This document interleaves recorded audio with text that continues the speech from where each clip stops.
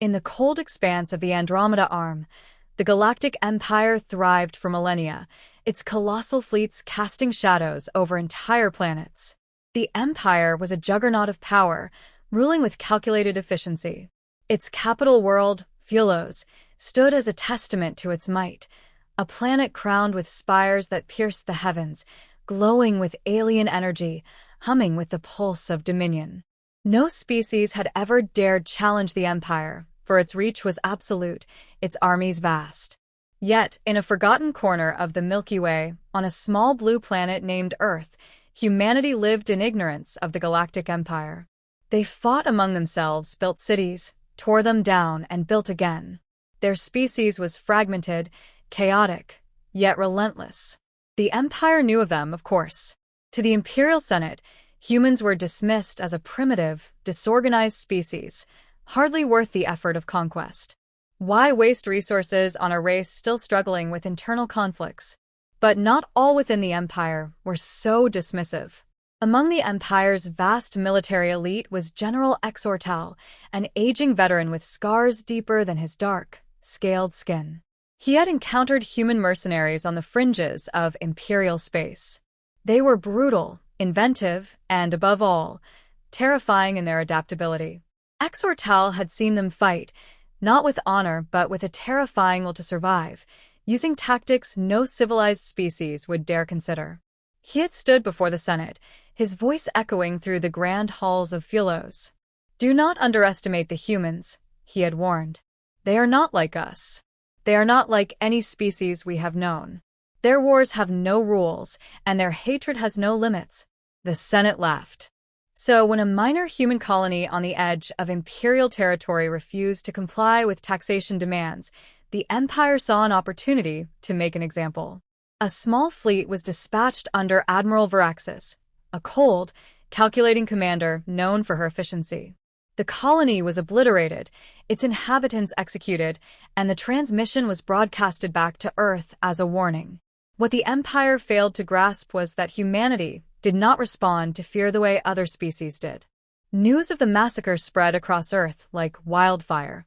The United Earth government, fractured but united in moments of external threat, convened. The broadcast was played in grim silence. Civilians lined up, executed like vermin.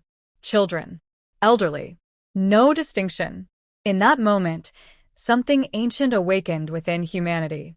Not rage, not grief, but purpose. Humanity had no empire, no grand fleets like the galactic armadas. But they had ingenuity. They had adaptability. And they had a memory sharpened by centuries of war. The Earth's military-industrial complex shifted overnight. The corporations that once fought for profit now forged weapons of war. Rival nations put aside their enmities, not out of trust but necessity. The old warlords, soldiers, tacticians forgotten in peacetime were called back to service. The embers of Earth's countless conflicts rekindled into an inferno. And then there was him. His name was never spoken in public. His face never shown. Among soldiers, he was a myth, a ghost. They called him the Boogeyman, a relic of black operations, a master of asymmetrical warfare, born from humanity's darkest wars. He was not a general, nor a politician. He was the embodiment of human warfare, the tip of the spear driven by vengeance. The Empire's first true encounter with humanity's wrath was not a grand fleet, but silence. Imperial outposts along the frontier began to fall, not to fleets, but to the void. Entire garrisons vanished without distress calls. Patrols found stations cold and lifeless, their personnel missing, their defenses offline. Surveillance footage showed nothing but flickering lights before blackness consumed them. Whispers spread through the lower ranks of the Imperial Navy. The word humans became a curse, a ghost story shared in dark corridors. The Senate dismissed it. Admiral Varaxis was ordered to suppress the humans entirely. So she brought the war to Earth. Massive Imperial warships descended into Earth's orbit, their weapons primed to glass entire continents. But Earth was ready. The skies erupted in fire as kinetic weapons, simple, brutal, and devastating, tore through the Empire's energy shields. Earth's defense systems, satellites repurposed into railguns, pierced the Imperial hulls.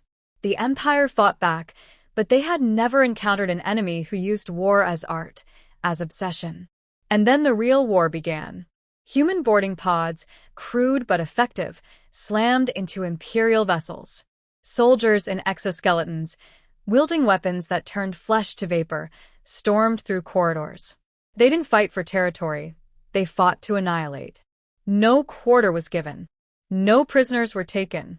On Philos, the Senate watched in disbelief as reports flooded in.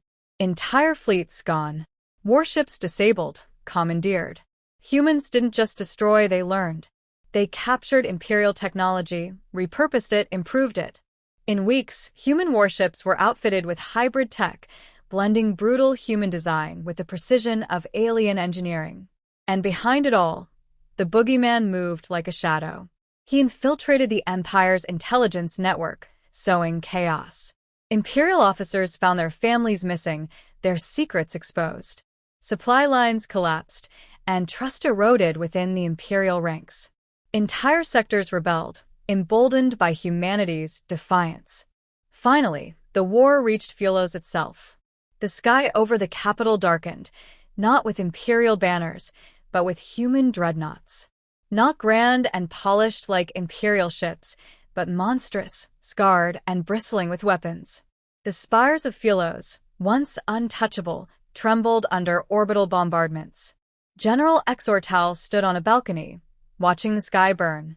He whispered to himself, "I warned them." The Boogeyman led the final assault. He did not address the Senate. There were no ultimatums, no negotiations. Humanity had no interest in conquest, only in ending the Empire. The spires fell, the Senate silenced. And then silence. Humanity did not stay to rule. They left the Empire in ruins, a warning etched in blood and fire. In the void, among the scattered remnants of once proud fleets, the whispers began anew. Do not provoke the humans, because when they come, they bring not war, but extinction.